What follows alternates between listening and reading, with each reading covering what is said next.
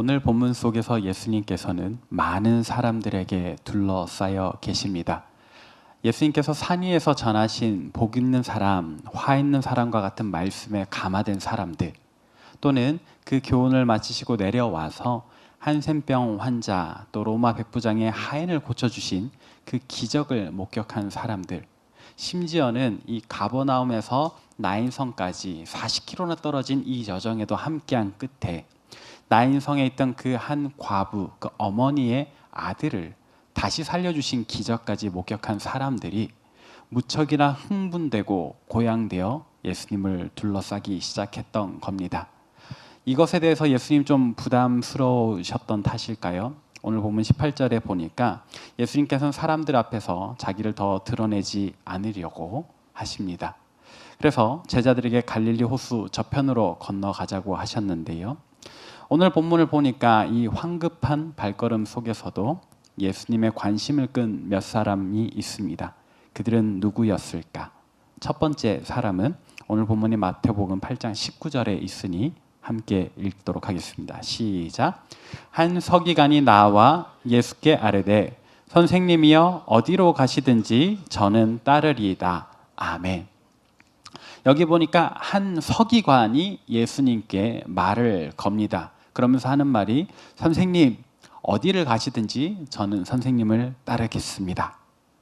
우리는 이 서기관에 대해서 먼저 한번 생각해 볼 필요가 있는데요. 복음서에서 서기관들은 보통 바리새인들과 함께 등장합니다. 서기관과 바리새인들의 차이점이 조금 있어요. 공통점이 있고 차이점이 있는데 대개는 비슷합니다만 업무적인 차이가 있습니다. 바리새인이라고 한다면 어떤 사람들인가? 그들의 신앙적 특징으로 보아 소위 하나님 나라를 꿈꾸며 다른 사람들과 구별된 거룩하고 정결한 삶을 살았던 사람들을 우리는 바리새인이라고 합니다. 그러나 그냥 신앙적인 면에서만 특징 잡아서 그들을 바리새인이라고 하는 것은 아니고 이 사람들이 모여서 정치적인 집단을 이루었어요. 정당을 이루었어요. 그래서 로마 제국의 지배를 받는 유대 땅이지만 그래도 정책적으로 로마에 대해서 한 목소리를 냈던 집단, 오늘날로 치면 정당의 면모를 보이는 것이 바리새인들이다라고 할 수 있습니다. 그런 면에서 본다면 바리새인들은 제사장 그룹하고는 좀 차이가 있어요. 그러니까 바리새인이 제사장 역할도 할 수 있는데 제사장들은 좀 더 성전에서 예배와 관련된 업무를 보았던 사람들이라면 바리새인들은 일상 속에서도 거룩함을 추구하지만 구체적으로는 정치적인 힘을 가진 사람들이라 할 수 있습니다. 그러면 서기관들은 어떤 사람들일까? 역시나 바리새인들 중에 서기관이 있습니다. 그러니까 서기관이라고 하면 기본적으로 바리새인인 거예요. 정치적인 힘을 가지고 있어요. 거룩함을 추구해요. 그런데 그 역할이 좀 다른 겁니다. 서기관이라고 하니까 글을 쓰는 사람들 같잖아요. 그러니까 오늘날로 치면 행정직 공무원이라고 해야 될까? 이렇게 개인과 개인 혹은 로마 어떤 정치 권력 안에서 이루어지는 계약서를 작성하는 역할을 맡았던 사람들. 회계사의 역할을 할 수도 있겠고 공증인의 역할을 할 수도 있겠고 법률적인 자문을 해주는 법률가의 모습도 갖추고 있는 사람들을 우리는 서기관이라고 부릅니다. 그렇기 때문에 이 서기관이라는 사람들은요, 지능적인 면에서 굉장히 높은 수준을 구가했고요. 또 바리새인, 하나님 나라를 꿈꾸는 옛 이스라엘의 회복을 꿈꾸는 사람들이었기 때문에 율법과 유대인 민족 정서를 잘 아는 사람들이었습니다. 한편 로마 제국의 권력가들과 계약서를 작성했던 사람들이기 때문에 로마의 법에 관해서도 잘 아는 사람들이었습니다. 그러다 보니까 이 서기관들이 때로는 예수님을 시험하는 질문들을 했던 겁니다. 가늠한 여인을 어떻게 처리할 것인가? 또는 세금 문제를 어떻게 할 것인가? 예수님께서 이렇게 이야기를 한다면 로마의 법을 어기는, 또 저렇게 이야기를 한다면 민족 정서를 어기는, 그리고 또 다르게 이야기를 하면 스스로 하나님의 아들이 아니라고 얘기하게 만드는 그런 함정적인 질문을 했던 사람들이 이 서기관들이었습니다.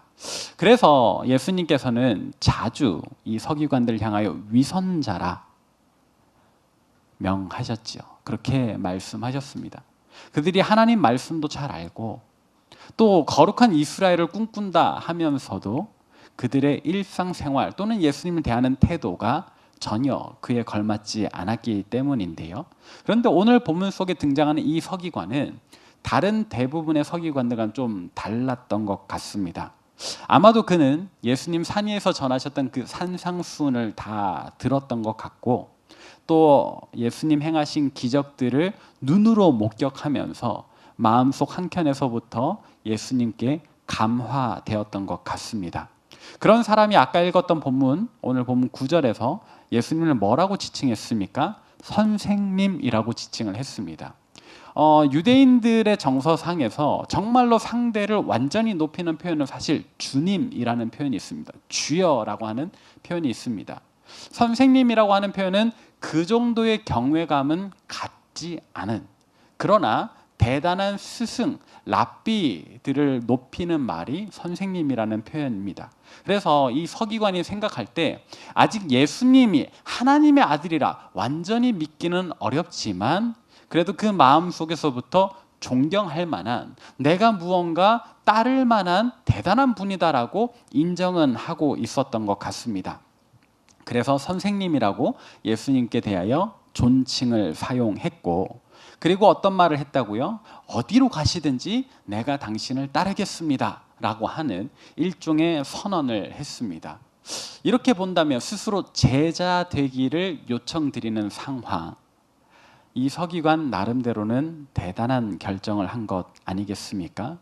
예수님께서는 다른 제자들, 어부, 베드로, 안드레, 야고보, 요한과 같은 이 무식한 어부들에게는 나를 따라오라 먼저 권하셨는데 이 엘리트 집단 중 하나인 서기관은 예수님께 와서 제가 당신을 따르고 싶습니다 라고 이야기를 하니까 참 기특하게 여기실 법합니다.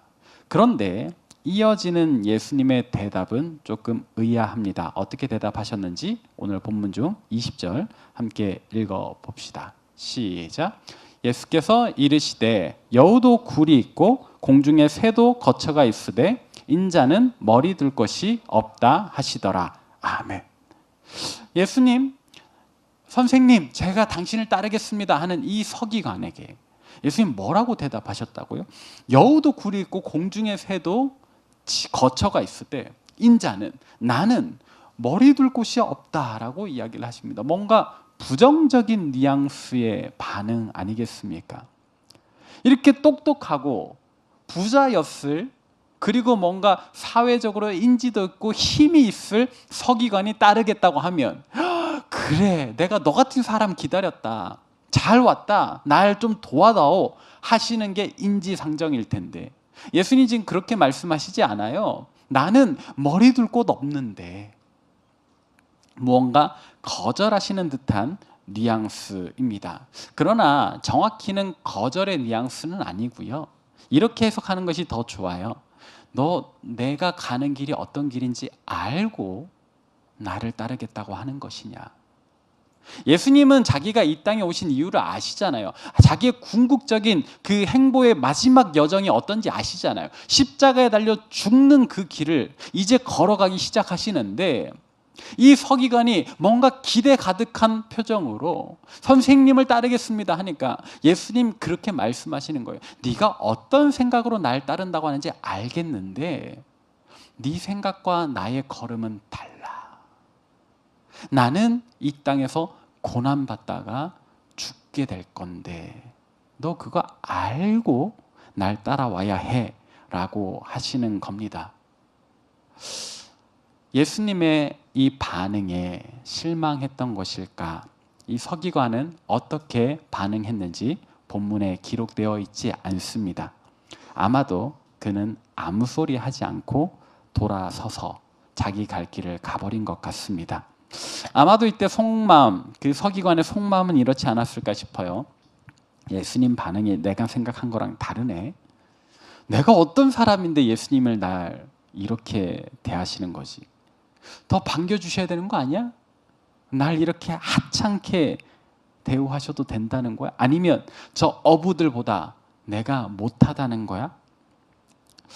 뭐 그런 생각이었을 수도 있겠고, 아니면 뭔가 대단한 분인 것 같아서 내가 따르겠다고 했는데, 아, 이분 가시는 그 길이 내가 생각한 거랑 좀 다른가 보다. 나한테 도움되지 않겠구나. 그럼 나도 예수님이 필요 없다. 그렇게 생각했던 것은 아닐까. 어떤 마음이든 간에 기대한 바와 달랐던 예수님의 반응에 이 서기관은 그냥 예수님 곁을 떠나버렸습니다. 이 서기관이 예수님의 관심을 끌었던 첫 번째 사람이라면, 이제 두 번째 예수님의 관심을 끈 사람은 누구였습니까? 오늘 본문 중 마태복음 8장 21절 함께 읽어봅시다. 시작. 제자 중에 또 한 사람이 이르되 내가 먼저 가서 내 아버지를 장사하게 허락하옵소서. 아멘. 예수님 관심을 끈 두 번째 사람은 제자 중에 한 사람입니다. 근데 이 사람은 12제자, 소위 예수님을 따랐던 그 12명의 사도라 불리는 그 사람들 중에 한 사람은 아닌 것 같아요. 근데 예수님께서 사실 제자로 삼으신 이들은 그 12명 외에도 많이 있습니다. 여러 권세를 주시며 천국 복음 전파를 위해 각 거울로 보냈다라는 70명의 제자도 있고, 그리고 허다한 무리가 예수님을 따랐다라고 하는데 그 사람들 다 예수님의 제자라 할 수 있으니, 오늘 본문에 이 읽은 구절에 기록된 무명의 제자 역시 12제자 중에 한 사람은 아니겠지만, 그러나 그는 분명 산 위에서 전하셨던 예수님의 산상수훈을 듣고 이 기적들을 보면서 예수님 따르기를 이미 결정했던 그 한 사람이 아닌가 싶습니다. 그런데 이 사람이 예수님께 이야기를 합니다. 주여. 아까 서기관이 예수님을 선생님이라고 부른 것과는 좀 다르지요. 주여. 이 제자는 어떤 의미에서 예수님을 정말 거룩한 하나님의 아들처럼 믿는 것처럼 보입니다. 다만 안타까운 것은 뭡니까? 이 사람이 예수님께 가서 내 아버지를 장사하게 허락하옵소서. 여기서 장사라는 건 장례를 치른다라는 뜻입니다. 근데 예수님께서 이 이야기에 뭐라고 대답하셨습니까? 오늘 본문 중 22절, 마태복음 8장 22절 함께 읽겠습니다. 시작. 예수께서 이르시되 죽은 자들이 그들의 죽은 자들을 장사하게 하고 너는 나를 따르라 하시니라. 아멘. 예수님의 대답이 좀 의아합니다. 지금 가서 아버지 장례를 치르게 해주십시오라고 요청하는 제자에게 예수님께서 죽은 자들로 죽은 자를 장례하게 하고 너는 나를 따르라 하시는 겁니다. 예수님께서 아버지 장례를 못 치르게 하시는 듯한 대답을 하시는 거예요. 이 구절이 여러분들 상식적으로 납득되세요? 세상에 어느 자녀가 부모님 장례도 치르지 않고 예수님을 따라야 할까? 따를 수 있을까? 예수님께서는 어째서 이 제자에게 이토록 부도덕한 요청, 폐륜적인 요청을 하셨던 것일까? 그만큼 예수님께서 이 제자를 필요로 하셨던 것일까? 결론적으로는 그렇습니다. 예수님께서 이 제자를 너무나도 필요로 하셨어요. 그러나 예수님께서 이 제자에게 아버지 장례도 치르지 말고 날 따라라 하셨던 것은 아닙니다. 왜냐하면 이 제자는 분명 아까도 말씀드렸다시피 오랜 시간 벌써 예수님과 함께 하고 있어요. 정말로 그의 아버지가 돌아가신 상황일까요? 아닐 겁니다. 연세가 많으실 수는 있어요. 지병이 있을 수는 있겠습니다. 그래서 언제 돌아가실지 잘 모를 수는 있습니다. 곧 돌아가실까 염려가 되는 상황이었을 수는 있겠지만 지금 아버지가 돌아가신 상황에서 예수님 장례 치르지 말고 넌 내 옆에 있어라 하시는 게 아니라는 겁니다. 상상해 보건대 추측컨대 서기관이 예수님께 했던 이야기, 선생님 어디를 가시든지 제가 당신을 따르겠습니다. 그러나 그 얘기에 예수님 보이신 대답, 내 가는 길은 내 머리 둘 곳도 없는 고난의 길이다 하셨던 그 이야기를 듣고 어쩌면 이 제자의 마음이 흔들린 것은 아닐까. 맨 처음 예수님을 따르겠다. 언제 그랬는지 몰라요. 그러나 그는 분명 이전에 예수님을 주로 고백하면서 똑같은 고백을 했을 텐데, 어디로 가시든지 제가 당신을 따르겠습니다 하고 지금 이 본문 그 상황 속에 함께 있었을 텐데, 서기관에게 하신 그 대답을 듣고 이 제자의 마음이 흔들리는 겁니다. 나도 저 서기관처럼 어떤 의미에서 예수님 덕 좀 보려고 했는데 예수님 가시는 길이 영광스러운 길이 아니야? 예수님이 머리 둘 곳 없다는 게 무슨 말이야? 여기서도 주무시고 저기서도 주무시고 성전에서도 주무시고 어쩌면 저 헤롯 대왕 대신해서 왕이 되셔서 갈 데 많으실 분인 줄 알았는데 오갈 데 없는 신세가 되실 거라니. 어쩌면 이 제자 역시도 그동안 꽁꽁 숨겨왔던 자기 속마음에 예수님 덕 봐서 잘 되려고 했는데 그런 마음이 있었던 것은 아닐까. 그 마음을 꿰뚫어 보신 예수님께서 아버지 아직 안 돌아가시잖냐. 너 그거 핑계잖아. 난 네가 필요해. 내 곁에 같이 있어다오. 날 따라가자. 내가 비록 고난의 길을 가지만, 고통스러운 길을 가지만, 그러나 하나님 아버지께서 원하시는 그 십자가, 온 세상을 구원하는, 너희를 구원하는 영광스러운 길을 갈 텐데 내 옆에 함께 해다오 하는 그런 말씀일 겁니다. 그렇게 본다면 우리 주님 분명히 서기관에게도 이 제자 중 한 사람에게도 자신의 길에 동행하기를 요청하셨습니다. 그것도 간절하게 말입니다. 나와 함께 가자. 혹 너희가 내가 나를 통해서 사회적으로 높아질 걸 기대했다면 미안하다. 내가 가는 길은 그런 길이 아닌데, 그러나 온 민족을 구원하기 위한 길이니 나와 함께 해다오.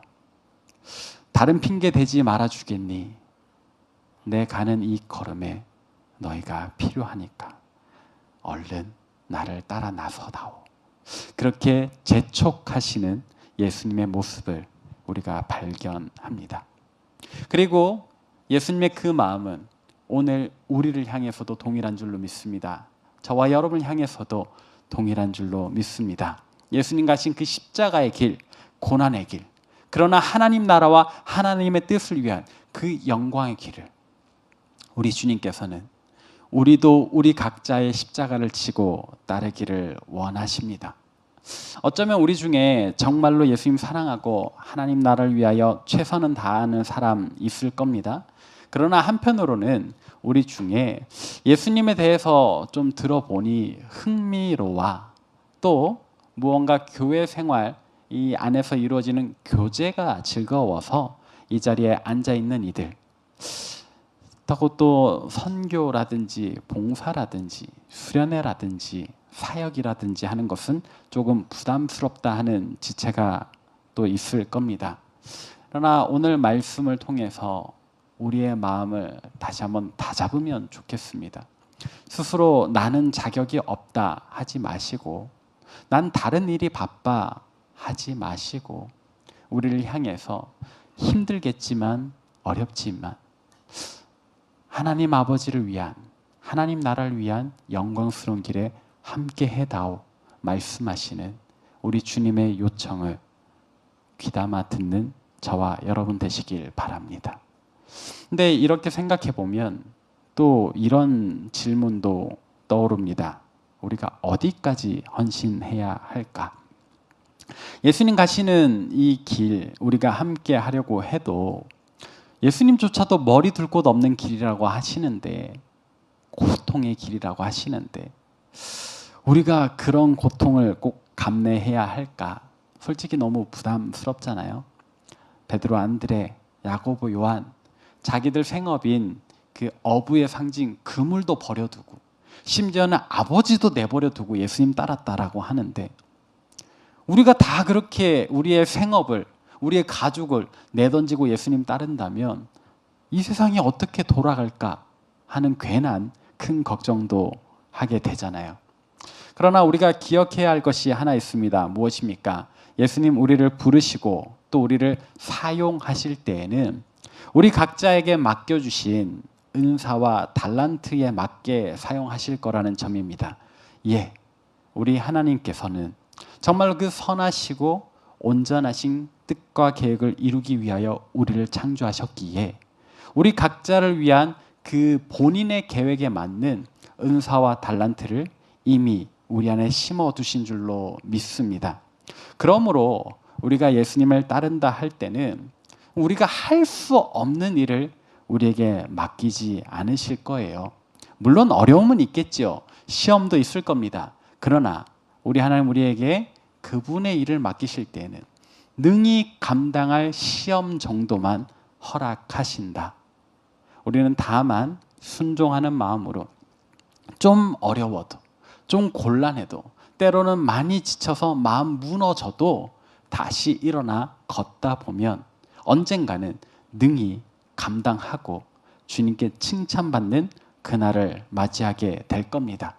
우리의 기질과 성품과 능력과 은사와 달란트에 맞게 일을 맡기실 하나님을 신뢰하며 한번 순종해 보는 것은 어떻습니까?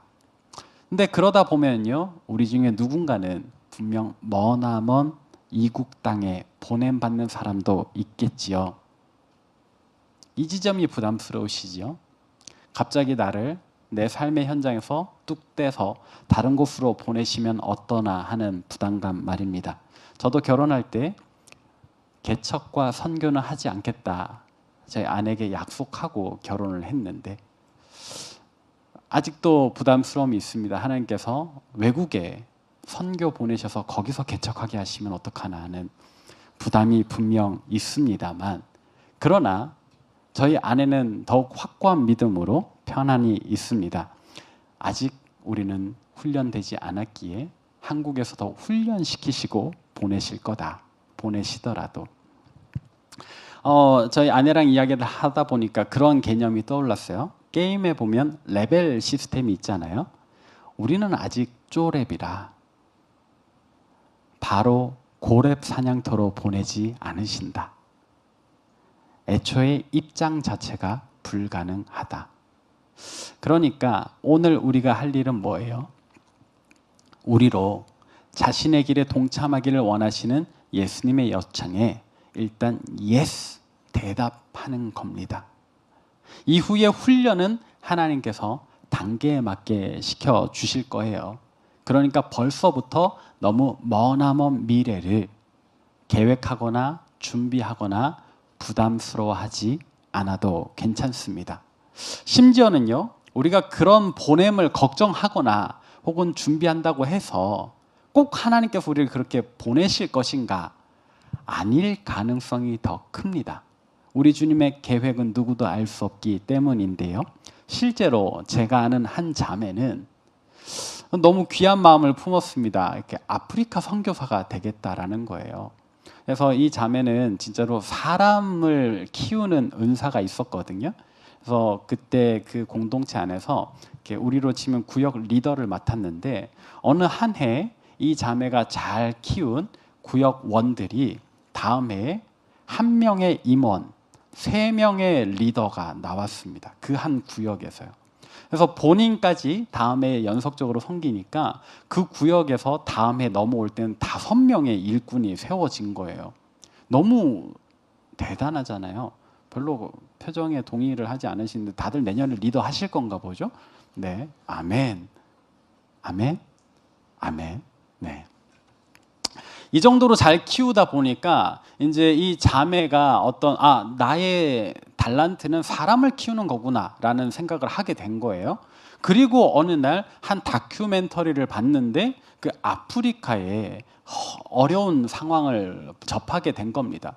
뭐 자원이 있어도 강대국에게 다 빼앗기기만 하고 그 나라 사람들, 특히 젊은이들, 어린이들은 교육받지 못하고 그게 미래가 없는 아프리카의 현실을 보고서 내가 다른 건 몰라도 믿음 안에서 사람 키우는 거 잘하니까 내가 훈련받고 아프리카 가서 내가 저 나라에 사람을 키워야지 하는 겁니다. 너무 대단하잖아요. 그래서 자비로 그 사역지가 청주, 그 생활 거주지가 청주였는데 막 서울로 선교단체 훈련을 몇 달씩 받는 거예요. 매주 왔다 갔다 하는 거예요. 자기 생업을 하면서. 너무 대단했어요. 근데 이 자매에게 딱 한 가지 결핍이 있었으니, 부족한 게 있었으니 뭘까요? 네, 신랑이 없는 거죠.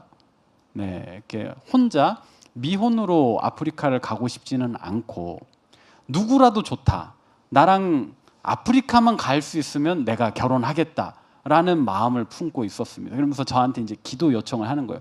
목사님, 제가 다 괜찮은데 신랑은 있었으면 좋겠습니다. 근데 나처럼 선교에 이렇게 마음이 있는 남편감이 없는데 기도해 주세요 하는 겁니다. 어떻게 해요?